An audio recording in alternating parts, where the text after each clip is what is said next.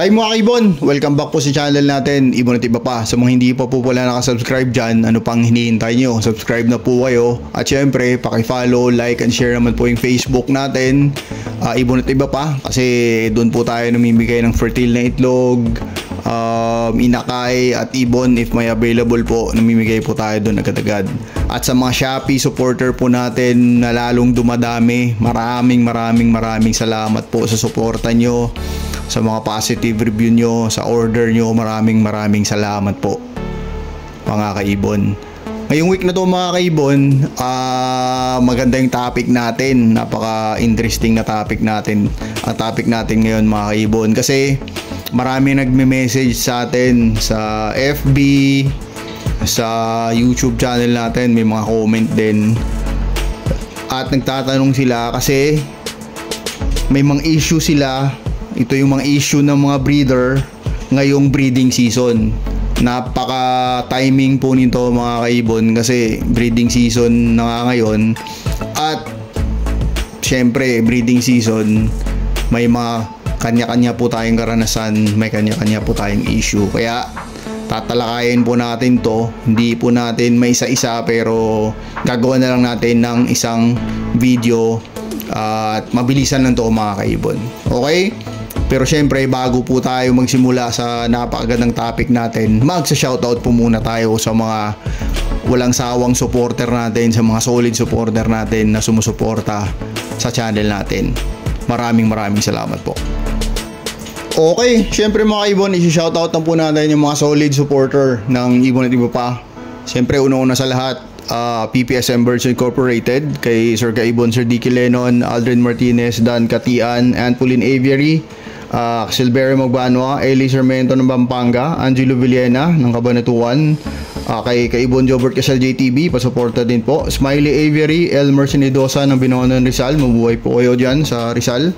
DL Mini Aviary ng Makati, KJ Mini Aviary ng Samar, ENC Mini Aviary ng Gapan City, Next Aviary ng Southern Leyte, Neil Katibo ng Mabalacat, Pampanga, Tiger Eagle ng San Dionisio, Parañaque, Family Esperagera, kay anak nilang si Rowena, James at si Betchay. Shout out din po sa Perfinian or Perfinan family, sa asawa niyang si Iheng at ang anak nilang si Rain at si Maye o May. Alan Artates ng Nueva Vizcaya, Sherwin Hawak, Andy Sunga ng Mabalacat, Pampanga, Ricky Jael from Iloilo, Pansot Tamsihan from Samar, Kuya Joms TV, Jaidet Ibunan ng Tagig, Guadalupe, Frank Aguilar ng Binondo Rizal, Jonathan Doqueza, Anthony Minor, JR Palmero, PJ Giao, Casey Mini Avery and Luft, Leo Lunaria, admin ng Mag-iibon ng Mekawayan, Boss Idol, Edward Anthony Vasquez, Romel Ronquelio, at kay Kaibon William Bartena. Maraming salamat po sa suporta nyo mga kaibon. Okay mga kaibon, ngayon syempre didiscuss na po natin ang napakagandang topic natin at napapanahong topic natin. At ang pamagat ng topic natin pala is issue ng mga breeder ngayong breeding season. Grabe, napapanahon to at lahat tayo nakakaranas nito mga kaibon. Kung hindi ka nakaranas nito, grabe, napakagaling mo ng breeder. Hindi, pero may mga hindi nakaranas nito. Pero sa mga nakakaranas nito, pag-usapan natin. May tatlong actually na tanong na sinend sa Messenger at sa sa YouTube natin mga kaibon. Una is ang mga nararanasan ng mga breeder ngayong breeding season is unang-una is not fertile, dead in shell, at malaki na namamatay pa. Ito karaniwang at kadalasang nararanasan to ng mga breeder. Kahit ako po nakakaranas ng mga ganitong sitwasyon sa pagbibreed ngayong breeding season mga kaibon. Hindi lang puro painakay lang tayo ng painakay. Siyempre may mga mortality din, may namamatay din, at may hindi rin nagpipertil, at may dead in shell din mga kaibon. Kaya pag-uusapan natin ito. Una sa lahat mga kaibon, nasa listahan natin, kasi ito'y katanungan, is not fertile. Naka-2 clutch, naka-3 clutch na daw sa kanya, not fertile pa rin mga kaibon. Feeling ko, i-assume natin, nagawa niya naman na lahat ng mga basic na bagay siguro, kasi feeling ko hindi naman na newbie to yung nagtanong na to, at may karanasan na rin sa pagbibreed ng ibon. Feeling ko kompleto rin sa vitamins, baka may cattle bone pa to, maganda rin ang patuka, maganda rin yung pwesto ng aviary niya. Pagpalagay na lang natin na ganun yung sitwasyon mga kaibon, pero hindi pa rin nag-fertile yung itlog ng mga parisan niya mga kaibon. Okay lang sana yun mga kaibon kung nangyayari lang yun sa isang pares, lalo na kung high mute, kasi syempre pag high mute mga kaibon, medyo maselan naman talaga mga kaibon. Sabi niya 3 clutch daw, wala. Actually mga kaibon, ang pinakamalaking factor kung bakit hindi nag-fertile yung itlog ng ibon natin, ito yung pinakamalaking factor mga kaibon na nakita ko sa experience natin sa pag-breed ng ibon, is yung ibon is nasalang ng bata pa. Ito yung pinakamalaking factor mga kaibon. Pero may solusyon tayo dyan mga kaibon, at sasabihin natin ang solusyon natin. Pero yung factor na ito mga kaibon, nakaka-apekto sa breeding and fertility talaga mga kaibon. Kasi po, pag sinalang natin ng maaga yung ibon, syempre magme-mate din sila. Pero ang ilalabas nilang itlog mga kaibon, usually pag basal pair mga kaibon, at like for example 5 months pa lang, 5.5 ganyan, maliliit yung itlog, tapos karamihan doon clear yung itlog mga kaibon. Kasi nga parang ano to pinilit lang natin mag-breed, naalanganin pa mga kaibon, naalanganin pa. Kaya ito po yung usually na issue na hindi nagpifertile. Pero ang solusyon dito mga kaibon is, nakaranas din naman tayo nito mga kaibon, kaya sasabihin natin ang solusyon sa inyo. Ang pinaka the best na solusyon dito mga kaibon, at ginagamit natin to at nasubukan na natin to ilang beses na mga kaibon, is ginagawa po natin silang pamoster. Ibig sabihin nun mga kaibon, isang clutch po is lalagyan sila natin ng fertile na itlog. Kasi meron tayo dyan mga kaibon naka-2 clutch na rin, hindi nag-fertile. Actually galing sa Indonesia yung ibon na yon. 2 clutch hindi nag-fertile. Wala naman tayong magagawa, hindi naman natin pwedeng ibalik yon. Once kasi yung ibon na sa papangalaga na natin, tayo na po yung bahala doon kung paano mga diskarte natin sa ibon na yun mga kaibon. Pero ito yung ginawa natin mga kaibon, na sobrang effective. Yung 3rd clutch niya mga kaibon, infertile pa rin. Ang ginawa natin mga kaibon is tinanggal natin yung infertile na itlog. Sabi ko kanina, nilagyan natin ng fertile na itlog, at siya yung nagpisa mga kaibon. Siya yung nagpisa. Hindi necessary na hanggang makababa yung ibon o makababa yung inakay pag napisa niya na. Kahit 1 month lang yung inakay, basta nabuhay niya, kunin nyo o ilipat nyo o i-hand feed nyo. Tapos pag next clutch niya, 100% mga kaibon, mag-fertile yan mga kaibon. Kasi ilang beses na po natin nasubukan yan. Ginagawa natin silang pamoster sa isang clutch lang mga kaibon. Tapos next clutch niyan, guaranteed na yan mga kaibon.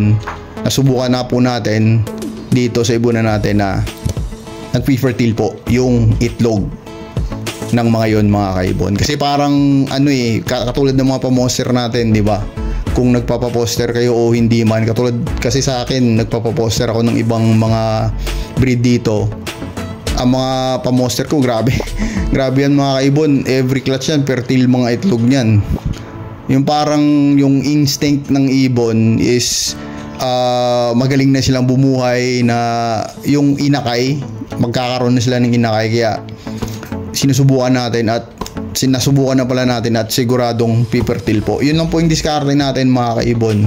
Kasi nasubukan na natin ilagay sa flights din, minsan gumagana din. Pero pag hindi na talaga gumagana yun mga kaibon, yun ginagawa nating pamoster sa isang clutch. yun lang po mga kaibon, testing nyo, subukan nyo, at siguradong gagana rin po yan sa inyo mga kaibon.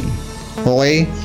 At syempre mga kaibon, tandaan din natin na paggabi, lalong lalo na sa mga bukas yung aviary mga kaibon. Paggabi po kasi minsan mga kaibon may dumadalaw.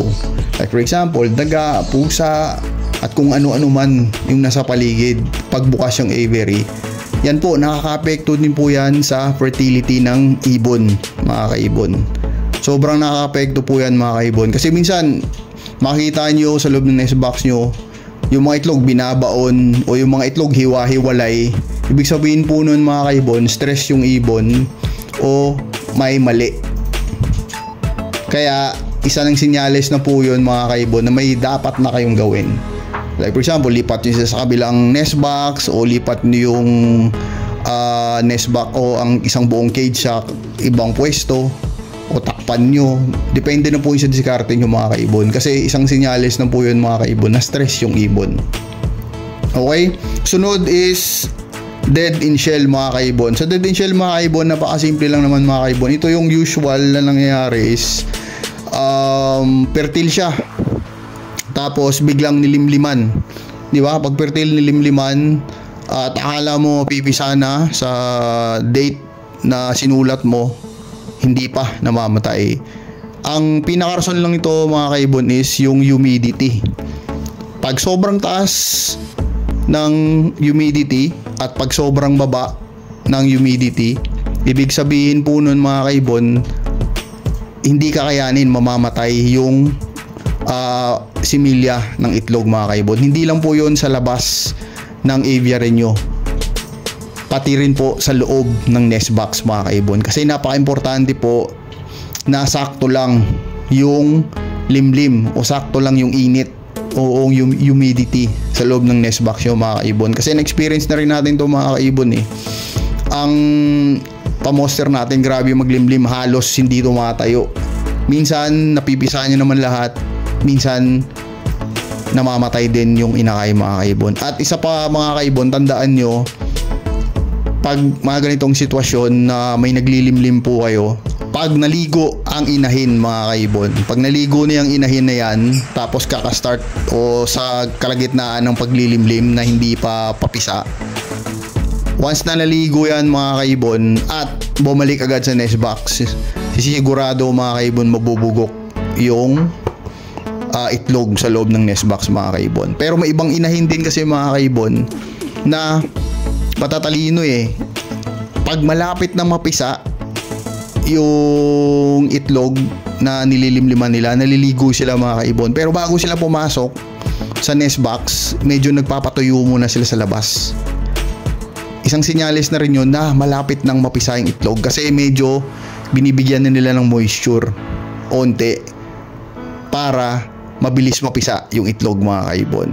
Pero pag may inahin po kayo at ang ugali, meron kasi akong ganong inahin tayo dyan na ganon yung ugali na naglilimlim tas naliligo, ang ginagawa po natin dyan mga kaibon, yung tubig sobrang inuuntian natin. Onting-onti lang nilalagay natin na tubig sa patubigan niya para hindi niya pwedeng ipaligo. Iinumin niya na lang yung tubig na yun mga kaibon. Yung saktuhan lang, kasi pag sobrang tubig, may tendency talaga siyang maglaro ng tubig, maligo. Pagbalik niya, limlim agad, mababasa. Yun, wala tayong magagawa, mabubugok talaga yung itlog. Okay? O yung tinatawag nila minsan na dead in shell din mga kaibon. Okay? Pangatlo mga kaibon is, ang issue na naranasan din natin is malaki na mamatay pa. Ito yung naranasan ko ngayon mga kaibon. Kung nakita nyo, nagpo-post tayo ng mga inakay natin, pero syempre mga kaibon, behind that may mga namamatay din tayo. Actually last week malaki na namatayan tayo ng homo, aqua opaino, tsaka isang YF opaino mga kaibon. Malaki-laki na yun mga kaibon. May balahibo na, kitang-kita mo na yung beak, namamatay pa. Kaya napakasakit, di ba? Pero ganun talaga mga kaibon. Part po 'yon ng breeding. Part po 'yon ng isang pagiging mag-iibon. Kung wala pang nakaranas no na breeder, siya na yung pinakamagaling na breeder. Kasi halos lahat ng breeder nakakaranas noon, mga kaibon. Okay? Pag ganito naman sitwasyon, mga kaibon, is malaki na, namamatay pa. Karaniwang rason dito, mga kaibon, is silip tayo ng silip. Ganito yung mga kaibon, kasi nag-conduct po ako ng experiment. Sinilip ko for 1 week 2 nest box. Ang isa sinisilip ko pag umaga, tuwing umaga pag nagpapakain ako. Ang isang nest box sinisilip ko pag gabi, para matingnan ko lang kung ano yung pagkakaiba nilang dalawa. After 5 days, 6 days, yung every morning na sinisilip ko, namatayan na isa. Yung sa gabi, hindi pa namatayan. Pero after 1 week na sinilip ko, namatayan na rin yung sinisilip ko na nest box tuwing gabi, mga kaibon. Ibig sabihin nun, mga kaibon, kahit gaano kasanay yung ibon natin, minsan may panahong ding talagang nasistress sila. O may panahon din talagang, kung baga, may hangganan lang, mga kaibon. Kaya ang silip ng silip, wala namang problema yun, mga kaibon. Pero isi-schedule lang natin para syempre magkaroon din sila ng privacy sa mga inakay nila at mapakain nila ng inakay nila ng maayos. Kasi ang palatandaan ko dito na medyo nasistress na o medyo may something na mali sa nest box na may inakay is yung patoka nila, mga kaibon. Pag yung patoka nila, kasi usually nauubos yan, lalo na pag apat yung inakay sa loob.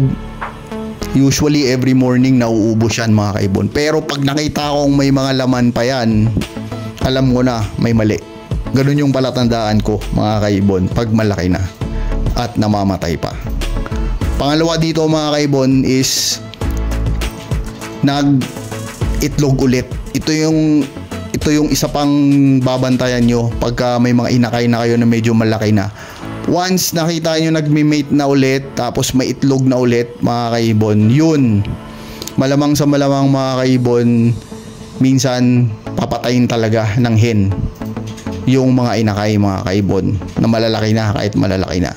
Kasi yung tendency niya, gusto niya na ulit maglimlim, gusto niya na ulit itlog, tsaka gusto niya na ulit mag-alaga ng siyempre maliliit na inakay. Ganun yun ganun yung sistema nun, mga kaibon. Pero hindi nangyayari po yun sa lahat ng breeder natin o pa-monster man natin, mga kaibon. Kasi merong iba na mababait talaga, mga kaibon. Kahit naglilimlim na sila, kahit may mga inakay na silang malalaki at naglilimlim na, wala, okay lang sa kanila, mga kaibon. Hindi naman ibig sabihin nun na pagka nangitlog na tapos may inakay, kunin nyo agad. Bantayan nyo lang, mga kaibon. Pag hindi naman inaano yung inakay, pabayaan nyo lang. Pero once naririnig nyo na yung kinakagat na yung inakay, yung maririnig nyo yun, mga kaibon, na medyo masakit na yung kagat. At kung may nakita kayo na inakay nyo na medyo may poknat na o medyo namumula na yung ulo o may mga kagat-kagat na, kunin nyo na, mga kaibon, kasi sigurado papatayin talaga yun ng parents, mga kaibon. Okay, mga kaibon, sana po nag-enjoy kayo sa munting topic natin, mga kaibon. At kung may mga tips pa kayo dyan o gusto kayong ibahagi din sa mga kaibon natin na may isyung ganito, comment down below lang kayo, mga kaibon. Maraming makakabasa niyan, marami tayong matutulungan. Sabi nga ng pinapanood ko parati, sharing is caring.